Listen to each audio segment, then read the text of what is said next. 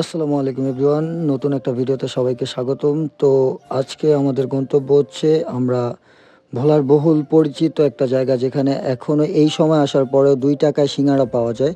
তো আমরা যাব সেই সিঙ্গাড়া খাওয়ার জন্যে, এবং সেই সিঙ্গাড়ার খুব সুনাম শুনেছি আমরা। দেখি সেখানে যাওয়ার পরে সেই সুনাম কতটা সত্যি, কতটা মিথ্যে। এবং আপনারাও থাকুন আমাদের সাথে, দেখতে থাকুন, আমাদের সাথেই থাকবেন এবং আমাদেরকে সাপোর্ট করে যাবেন।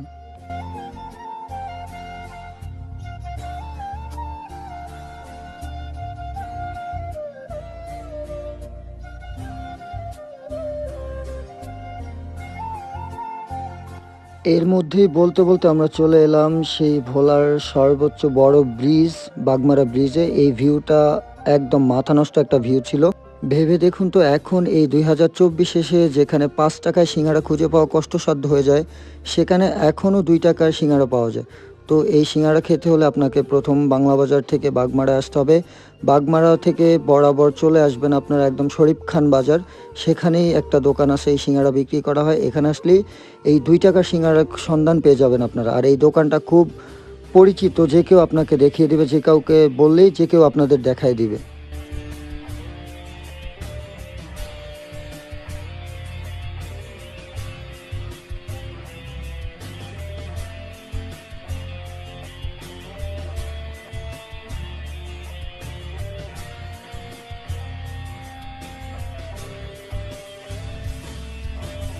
আর এর মধ্যেই চলতে চলতে আমরা চলে এলাম শরীফ খান বাজারের কাছাকাছি। এই ব্রিজটা পার হওয়ার পরেই যে বাজারটা পড়ে, ওটাই হলো শরীফ খান বাজার। আর এই বাজারেই সেই বিখ্যাত 2 টাকার সিঙ্গারা পাওয়া যায়।